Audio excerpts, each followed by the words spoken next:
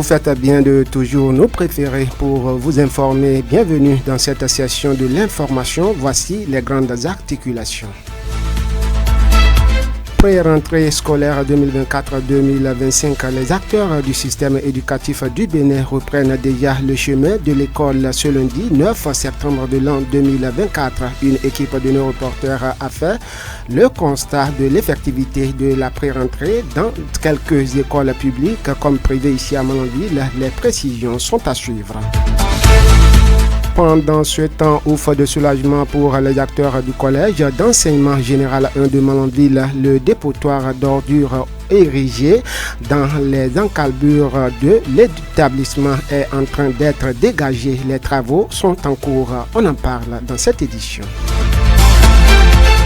Et puis remblayage de certains points critiques au quartier Tassitegui Banizumbu ici à Malanville. C'est une initiative de certains jeunes du quartier. Cette action de citoyenneté a eu lieu hier dimanche 8 septembre de l'an 2024. Restez des nôtres pour plus de précisions. D'autres nouvelles au plan local, national et international seront également au rendez-vous. Sans oublier à la boucle la revue de presse de Lukman Routiou. Bonjour et bienvenue à tous. Sota Midi Magazine, le point de l'actualité de la journée sur ta radio. Sota FM, c'est maintenant et tout de suite. Une note éducation dans ce 13h aujourd'hui, 9 septembre de l'an 2024, marque le début de la pré-rentrée dans toutes les écoles et collèges du Bénin. Cette journée importante pour les élèves et enseignants est une période qui offre l'occasion de préparer l'année scolaire 2024-2025 et mettre en place des mesures nécessaires pour bien réussir la reprise des classes. Nous avons fait le constat au collège d'enseignement général 1 de Malanville. Et selon le premier responsable de cet établissement, la pré-rentrée a bien démarré comme l'indique le calendrier scolaire. On écoute Farouk Seydou Sinana pour plus de précisions. D'abord, toute disposition commence par le nettoyage d'un collège et vous avez déjà vu avec moi au portail que nous sommes en train de dégager d'abord le dépotoir. L'intérieur, vous avez constaté ça avec moi, c'est déjà fait. Tout est déjà nettoyé, le comptable a pris les dispositions, nous avons traité les herbes et nous avons saclé également. Nous allons classer les tables et bancs. Nous allons aussi commencer par prendre les nouveaux élèves, surtout ceux des classes de 6e, ceux qui sont nouvellement admis au CEP. C'est même ça notre plus grand problème. On nous a envoyé 754 élèves, pas la 6e seule d'abord, qui vont retrouver 154 élèves, voilà, disons près de 900 élèves dans la seule promotion de 6e. Ça peut vous dire que le CG de Malanville est en train de grandir. Et les emplois étant sont déjà faits, parce que c'est un truc par lequel on doit commencer. Quand l'enseignant vient, d'abord c'est son emploi étant. Il y a également des affectations. Beaucoup sont partis, mais tous ont été remplacés. Et déjà, 2 ont pris service ce matin. Les listes sont en train d'être affichées. Nous avons déjà étiqueté les différentes salles. Ça veut dire que si un élève vient ici, s'il est en 4e B ou bien en 6e H, il peut déjà voir sa classe parce que tout a été étiqueté. Le collège d'enseignement général 1 de Malanville accueille un nombre important d'apprenants, une véritable casse-tête pour le directeur de ce collège. Il nous énumère ici les difficultés. Seydou Faroukou Sinana, qu'on écoute. Je ne m'attendais pas à un si grand nombre d'élèves comme ça. Nous avons d'abord, d'une manière brute, 754 élèves et d'office ici, c'est leur collège. Je dois les installer. Ça veut dire que le problème de table et banc se pose toujours. Et je voudrais que le maire pense toujours, il a déjà fait, il est en train de faire, mais tant que le problème demeure, qu'il comprenne et qu'il nous accompagne toujours. J'ai besoin encore vraiment des tables et bancs. Parce que 754, ça veut dire plus de 300 tables et bancs. Donc, ce n'est pas une affaire le directeur réclame toujours des tables et bancs, non, c'est la situation qui m'oblige à poser toujours ces problèmes de table et bancs. Je voudrais leur dire que la rentrée commence le lundi et de ceux-là qui occupent encore les enfants et qui les bloquent encore, qu'ils sachent qu'ils n'ont que cette seule semaine du 9 au 13. Le lundi 16, les cours reprennent sur tout l'étendue du territoire national à 7 heures. Donc, ils ne considèrent pas prendre les documents aux enfants. Un tour vers les collèges privés sur place ici à Malanville, le constat est le même. Selon le censeur du collège La Cité protestante, la pré-rentrée a bien démarré sans anicroche. On écoute Epiphane Ballet pour plus de précision. Ce matin, la première activité que nous avons eu à faire, c'est l'ouverture des classes. On a ouvert les salles de classe pour voir les choses à arranger. Donc tout de suite, de 7h à 7h30, les salles de classe sont ouvertes. Maintenant, il y a l'agent d'entretien qui est en train de mettre au propre les salles, les alentours. Après ça, au niveau de l'administration, tout est fin prêt. Le planning, l'élaboration des emplois du temps, tout est déjà prêt. À notre niveau, le travail est déjà fait quand même. Donc, nous attendons les parents d'élèves pour les nouveaux inscrits. Les professeurs, comme je viens de le dire, les emplois du temps sont déjà prêts. Donc, l'administration doit se concerter avec les membres du comité de gestion. Et c'est après cette concertation que les professeurs peuvent commencer par prendre leur emploi du temps. L'éducation des enfants est très capitale pour les apprenants. C'est pourquoi le censeur de cet établissement privé lance cet appel aux parents. Epiphane Ballet, qu'on écoute. J'invite les parents à venir inscrire leurs enfants parce qu'aujourd'hui, tout le monde le sait, le travail que nous effectuons ici, c'est un travail de qualité. Aujourd'hui, nous savons que les temps sont durs à Malanville, mais l'éducation d'un enfant, vraiment, c'est très très capital. On ne doit pas s'amuser avec ça. Donc, j'invite les parents à venir inscrire massivement les enfants. Pour les élèves, je les invite à s'apprêter parce que ici, à la Cité, déjà le lundi 16, les cours vont démarrer dans toutes les classes au niveau du collège. C'est à cause de ça que nous sommes chaînés à mettre tout en place avant le lundi. Donc, d'ici le mercredi, les enseignants seront déjà en possession de leur emploi du temps. Donc, le lundi, les cours démarrent. On invite les enfants à vraiment se mobiliser. Ceux-là qui n'ont pas encore leur uniforme, les anciens uniformes sont là, ils peuvent commencer la rentrée avec les anciens uniformes et avec le temps, les parents vont leur prendre de nouveaux uniformes pour la reprise des cours. Restons toujours dans la même logique. Conformément au calendrier scolaire 2024-2025, toutes les écoles au Bénin ouvriront leurs portes ce lundi 9 septembre de l'an 2024. Qu'en est-il à l'école primaire publique Galiel ici à Malanville où le phénomène d'inondation sévit actuellement? Nous avons posé la question au premier responsable de cet établissement scolaire et il nous répond par la positive. Selon lui, les préparatifs se déroule sans anicroche. La pré-rentrée aura bel et bien lieu aujourd'hui. La pré-rentrée a bel et bien lieu. Aujourd'hui, plusieurs activités sont prévues en cette période de pré-rentrée. Une confirmation à nous donner par Francis Locono. Il est le directeur de l'école primaire publique Galiel ici à Malanville.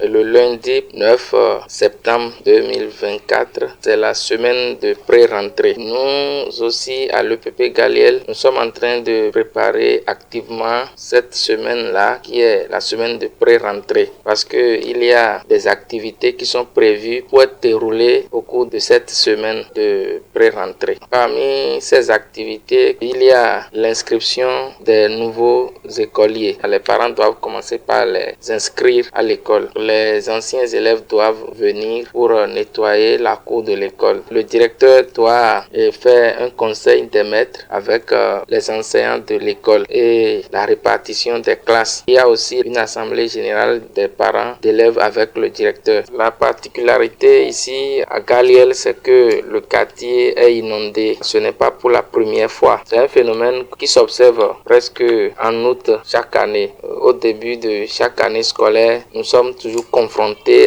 à ce phénomène de l'inondation. Seulement que ce sont les alentours de l'école qui sont inondés. Le site même de l'école n'est pas inondé. Il y a beaucoup de maisons qui ne sont pas inondées, dont les parents sont toujours présents avec les enfants. Nous invitons les parents qui sont présents, dont les maisons ne sont pas inondées, à commencer par amener les enfants à l'école déjà à partir du lundi prochain. Et ceux dont les maisons sont inondées et qui se sont déplacés, nous allons aussi inviter leurs parents à les amener par le biais des pirogues. Des dispositions sont prises pour faciliter la traversée des écoliers sur le fleuve gratuitement et selon le directeur de l'EPP Galiel, en plus des inondations, cette école est confrontée à d'autres difficultés. Elles sont liées notamment au manque d'infrastructures et mobilier scolaire. Suivez plutôt. Nous sommes quand même en train de nous préparer pour que la pré-rentrée ait lieu aussi à l'EPP Galiel. Chaque fois, nous invitons le chef du quartier et le président du bureau AP à nous aider à parler aux piroguiers afin qu'ils puissent prendre les élèves gratuitement parce que les élèves doivent venir le matin et retourner le soir. Il y a la cantine scolaire et donc à midi ils restent là pour manger et c'est le soir qu'ils vont retourner dans leur maison. Donc les piroguiers sont invités par le chef quartier à prendre gratuitement les élèves dont les maisons sont inondées et qui se sont déplacés. On n'a pas de table-banc pour l'effectif que nous avons alors que nous aurons 5 classes cette année. C'est une grande difficulté que nous sommes en train de rencontrer déjà. À l'EPP Galiel, nous avons autre difficulté, à savoir pénurie de classes. Nous avons un module de 3 classes et cela ne peut pas nous suffire, surtout que cette année nous aurons du CI jusqu'au CM1. À quelques 48 heures de ce rendez-vous important pour l'école béninoise, les acteurs du système éducatif, en l'occurrence les enseignants, ménagent déjà des efforts pour une bonne reprise des classes. Que retenir dans le rang des enseignants en termes de préparatifs? Suivez pour plus de précision Martial Nyansounou et Saliou Mohamed Badamon, enseignants du primaire, à travers cet élément illustratif qu'il nous propose. J'invite tous les élèves de Malanville en général à abandonner les activités champêtres, les jeux qu'ils font pendant les vacances, à se débarrasser de ces jeux-là, de savoir que la rentrée est déjà là, surtout ceux de mon école Galiel, à se préparer. J'invite aussi les parents à commencer par acheter les fournitures scolaires aux élèves afin que déjà le 9, les élèves puissent se préparer et que le 16 septembre prochain, les cours puissent reprendre. Donc j'invite le maire de la commune de Malanville avec respect à penser à nous aider pour que nous puissions avoir ce bâtiment pour la réussite de la pédagogie dans notre école. Nous invitons aussi les personnes de bonne volonté à venir nous aider. Puis l'année passée, les parents et moi nous avons décidé de faire classe payotte. Ça aura 2 classes. Et on a commencé, on n'a pas pu terminer. Donc cette année maintenant, on aura un peu de difficultés. Donc j'invite le CA de Malanville à nous aider plus parce qu'il nous a beaucoup aidé l'année passée. On dit souvent quand il reste à faire, rien n'est encore fait. Donc on demanderait à tout le monde, les parents d'élèves, le bureau AP, nous demandons à tout le monde de mettre la main à la pâte afin que nous puissions réussir cette année l'éducation de nos enfants. C'était le directeur de l'école primaire publique Galiel ici à Malanville. À quelques 48 heures de ce rendez-vous important pour l'école béninoise, les acteurs du système éducatif, en l'occurrence les enseignants, ont déjà des efforts fournissent déjà des efforts pour une bonne reprise des classes.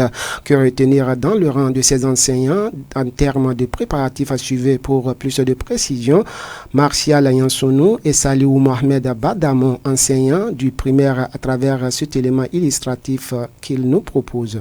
À mon niveau, personnellement, je suis déjà prêt psychologiquement à affronter la nouvelle rentrée 2024-2025. Dans les préparatifs, il faut dire, pour s'apprêter, c'est mettre les fiches à jour, apprêter tout le matériel dont vous aurez besoin durant toute l'année scolaire, sachant déjà les différents chapitres à aborder. Donc, je crois que je suis prêt pour la rentrée. La classe m'a été attribuée, donc je suis déjà au parfum du programme que je vais affronter pendant l'année scolaire prochaine. Sinon, les derniers point à mettre sur les i, je crois que c'est lancé. L'année scolaire sera bonne. Du côté papier aussi, je crois que les documents sont déjà à ma disposition, donc je suis prêt pour la rentrée. Sur moi, j'ai déjà préparé, je vais dire, déjà les premières fiches des premiers mois et aussi la disposition de ma classe parce que en termes normal, un mois avant, tu dois connaître la classe que tu dois tenir. Les matériels de travail que l'on doit apprêter, c'est pendant les vacances là que nous nous préparons pour les mettre à côté. C'est la classe que j'avais gardée l'année passée qu'on m'a remis encore. C'est ces choses-là qui me restent. Si nous prenons les cahiers de charges, les cahiers journaux et les cahiers de présence, tout ça là, il faut d'abord commencer avant de les trouver à la disposition de l'école avant de les remplir et de commencer l'année. L'école, c'est une famille. Et moi, je me sens un peu à l'aise qu'à la maison parce que je suis déjà même ennuyé. 2 mois et demi resté à la maison, ne rien faire. Je suis pressé de retourner, de voir mes collègues, les enfants et de reprendre la reconnaissance des nouveaux élèves aussi. Ces acteurs de l'éducation ont profité de cette occasion pour faire un rappel à leurs collègues par rapport au programme de la pré-rentrée et invitent ceux qui ne sont pas encore prêts en termes de préparatifs à se mettre au pas. Et aux écoliers, ils leur souhaitent une bonne rentrée scolaire. Extrait de leurs propos. Il faut dire que le mardi 10, nous avons notre journée de réflexion, au cours de laquelle les enseignants vont se retrouver par rapport à un thème et discuter. Je crois que le thème est déjà connu, donc nous serons là, nous serons au rendez-vous. Pour mes collègues, je vais dire de se préparer comme je l'ai fait. Peut-être il y a des enseignants qui restent le jour, comme les élèves le font pendant les examens. Ils restent le jour, bien après même la rentrée avant de commencer. Que ça là, ce n'est pas une bonne idée. L'enseignant n'a pas les vacances. Quand on parle de vacances, c'est pour les élèves. Parce que c'est en ce temps-là que l'enseignant se prépare et tout ce qu'il y a à faire, tout ce qu'il faut apprêter, il prend tout ce temps-là pour le faire. Et après, le travail commence. Mais certains enseignants prennent les vacances là pour le repos. Un enseignant n'a pas de repos, à vrai dire. Je vais leur dire de prendre soin de ces petits temps-là pour faire le mieux qu'il faut. Parce que l'on ne peut pas tout faire. Pour se préparer, ne pas perdre le temps qui va venir devant eux, quoi. Et pour les élèves, je vais leur demander de croire. Parce que les élèves, eux, n'aiment pas que les vacances terminent. Surtout les nouveaux n'aiment pas les événements. On va leur dire qu'ils quittent la famille pour une famille. Donc ils n'ont qu'à venir en paix et la joie va recommencer encore à nouveau. On marque à présent une pause et on revient juste après. Sota Info Midi, le point de l'actualité sur ta radio. Action de citoyenneté, ils ne sont pas insensibles au quotidien des usagers des rues à Malanville. Ce sont les habitants du quartier Tassitegui, Banizumbu, réunis dans la matinée de ce dimanche 8 septembre de l'an 2024. Ces citoyens ont procédé au remblayage de certains points critiques des rues de leur quartier. Ceci en vue de faire face à l'impraticabilité des rues secondaires en cette période de pluie. Florent Dossoumont et Ange Sosaminou en sont les initiateurs. Ils précisent. Comme vous le constatez, ici nous sommes à Malanville et vous allez remarquer que la majorité des fonds sont vraiment des fonds dégradés, des fonds gâtés. Et comme nous avons vu, la population en souffre beaucoup. Nous avons pris l'initiative de commencer par remblayer ces parties-là, ces trous qui se trouvent au milieu de la voie. Raison pour laquelle nous avons décidé d'aller acheter du sable. Vous voyez, vous l'avez remarqué aussi, voici des voyages de sable que nous avons acheté. Et puis c'est ça, nous avons essayé de fermer un peu les trous que nous avons devant notre maison ici. Non, c'est du volontariat. Nous avons décidé volontairement de le faire, de prendre l'initiative. Au moins nous avons que quand nous allons le faire, quand la mairie aussi va voir, il va peut-être aussi prendre l'initiative de chercher des sables pour pouvoir remblayer les trous que nous avons sur nos voies afin de faciliter la circulation à la population. Personne ne nous a poussé à cette initiative parce que chaque fois nous grognons, nous n'avons pas de rue secondaire. Vous-même vous avez vu, quand il pleut, la voie est dégradée. Ils ont fait la voie là maintenant à peine 4 ans. Ce n'était pas bien chargé et partout c'est des trous. Nous n'avons pas de la vie n'est pas assainie. Et quand il pleut, quand l'eau ne trouve pas de caniveau pour passer, l'eau est obligé de stationner sur la voie. Et chaque fois, notre devanture est gâtée. Si tous les riverains n'entendons pas la mairie avant de faire notre devanture, tout le monde peut agir de la sorte. La vie serait un peu avancée. Vous-même, vous avez vu maintenant, on a pris une grande benne de sable, on est en train de remblayer là où il y a les trous. On met les cailloux, après on met les latés sur ça. Si chaque riverain peut faire comme ça là, la vie serait un peu propre. Aucun ONG nous a soutenu. Nous avons fait ça de notre propre volonté. Cette initiative vise donc principalement à soulager un tant soit peu les usagers des rues en attendant les éventuels travaux de la mairie. C'est pourquoi Florent Dossoumont et Ange Sosaminou invitent d'autres citoyens de Malanville à leur emboîter le pas. On les écoute au micro de Zulkifilou Lona et de Aminou Dosso. Nous implorons ces autorités, nous les invitons à vraiment nous aider à réparer au moins, ne serait-ce que quelques voies qui sont vraiment praticables à Malanville. Parce que comme vous le constatez, cette voie, plusieurs personnes passent par cette voie. Or, si la voie n'est pas bonne, il y aura beaucoup d'accidents. Vous-même, vous le savez. Donc, pour éviter ça, nous invitons les autorités administratives à prendre vraiment une initiative pour pouvoir résoudre ce problème. Implorer les autres populations aussi, parce qu'on dit, bon, ensemble on est fort. Quand tout le monde va prendre cette initiative pour pouvoir fermer les trous qui sont devant les maisons, je crois que quand les autorités aussi vont remarquer ça, et aussi ils vont prendre l'initiative d'aider la population aussi, afin de pouvoir bien réparer la voie. À l'endroit de la population, je dis à la population de ne pas attendre, surtout la mairie de Malanville, avant de faire des œuvres sanitaires. Il n'y a pas cette voie-là que vous allez prendre à Malanville sans trouver de l'eau sous la voie. Vraiment, ce n'est pas du tout bien. Il faut que la mairie essaye d'arranger un peu les voies principales de la ville. On en vient cette fois-ci à cette information. Les élèves et enseignants du collège d'enseignement général 1 de Malanville peuvent désormais se frotter les mains. Les activités de l'assainissement aux alentours du collège ont vu le jour ce lundi 9 septembre de l'an 2024. L'existence du dépotoir sauvage sera désormais conjuguée au passé. L'association des anciens élèves et professeurs dénommée Amicale a honoré à son engagement.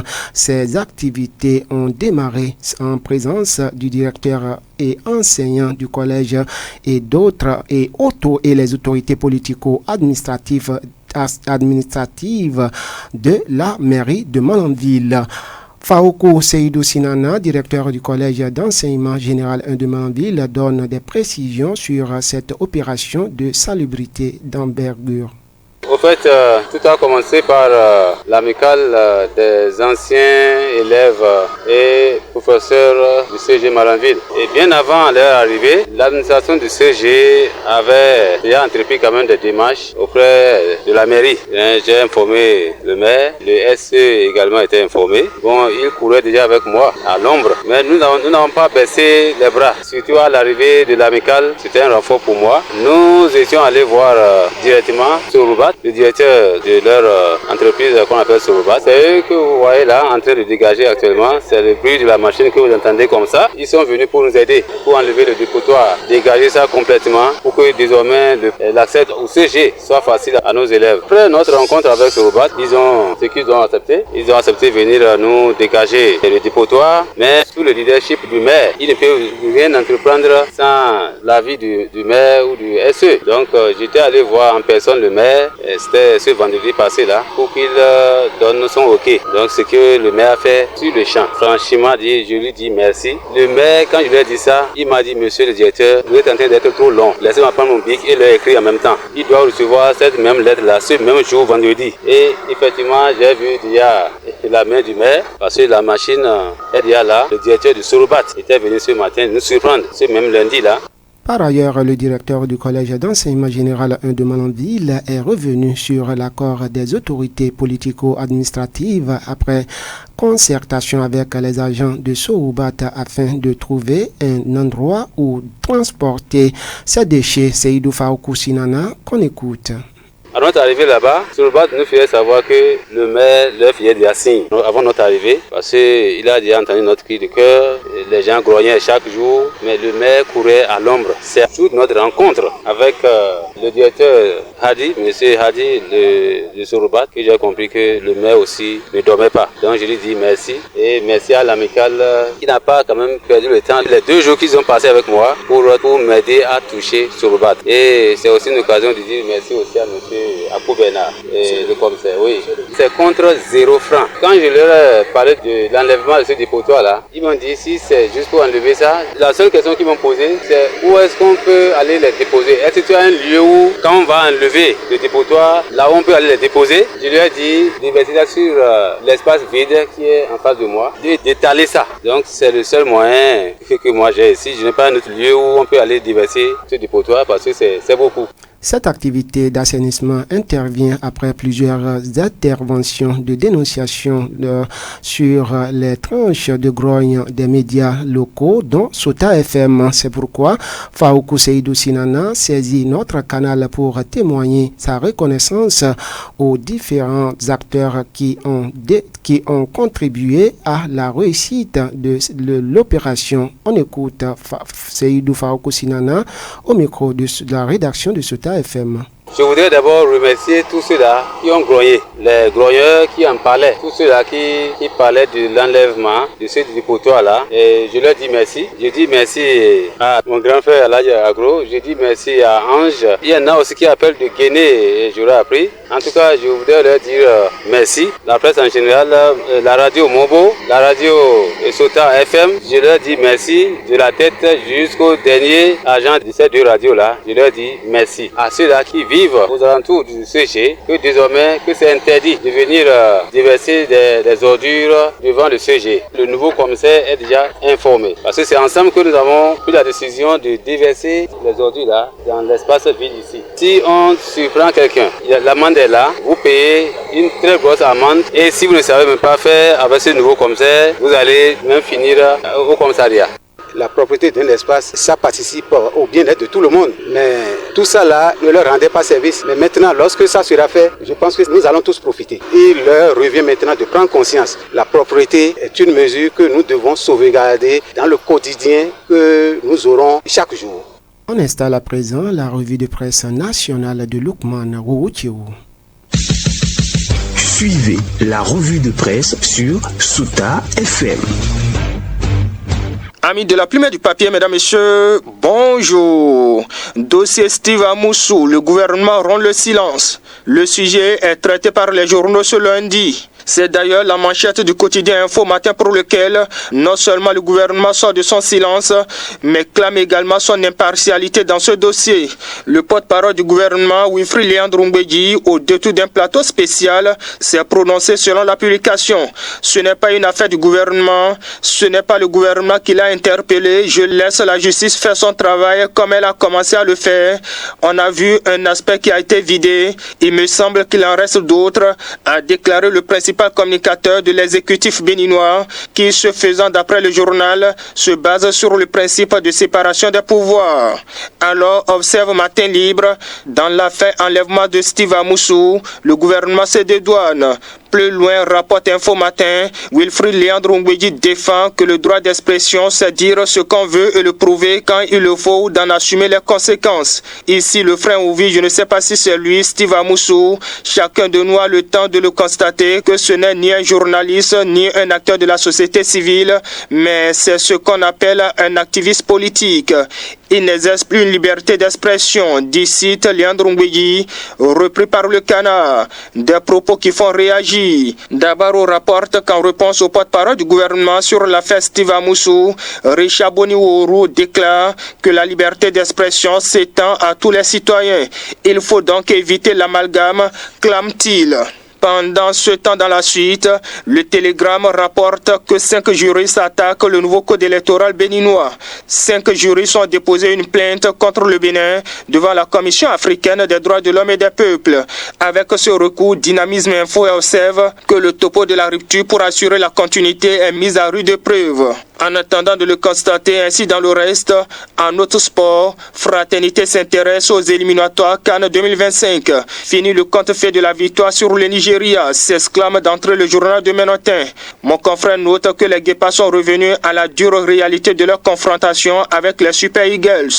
L'équipe béninoise a sombré à Ouyo samedi dernier devant l'équipe nigériane lors de la première journée des éliminatoires de la CAN 2025. Les Guépas ont été laminés sur un score de 3-0 sur des réalisations de 2 attaquants nigérians qui signaient leur retour en sélection. Pour le Télégramme, le Nigeria écrase le Bénin 3-0. Mauvais départ pour le Bénin, commente au quotidien Les 4 vérités, renchéri par le meilleur qui observe que les Guépas s'écroulent d'entrée au Nigeria. En réaction, le Télégramme rapporte la déclaration du sélectionneur selon qui on n'a pas les mêmes moyens que les Super Eagles. Fin de citation. Non, s'offusque la boussole.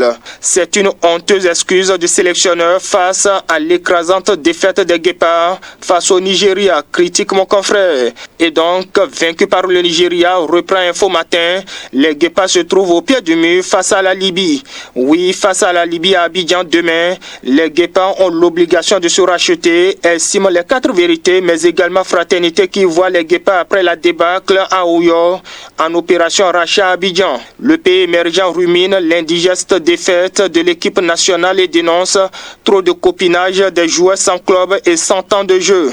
On ne peut pas espérer mieux, désespère mon confrère. Ainsi va, mesdames, messieurs, pour l'essentiel de l'actualité tel que traité par les publications ce lundi. Fin de cette revue. Merci de m'avoir suivi. À demain. C'était la revue de presse sur Sota FM. Ce sera tout donc pour ce 13h. Merci de nous avoir suivis. Ousmane Tinoala, c'est mon nom. J'ai bénéficié de la collaboration technique de Moudiaïdou Orouyo et à l'édition, il s'appelle Zulkifilou Lona. Bon début de semaine à chacun et à tous. C'était Sota Midi Magazine, le rendez-vous informatif de la mi-journée sur Sota FM, la radio de l'espoir. Merci pour votre fidélité. Dans la Liborie, la différence a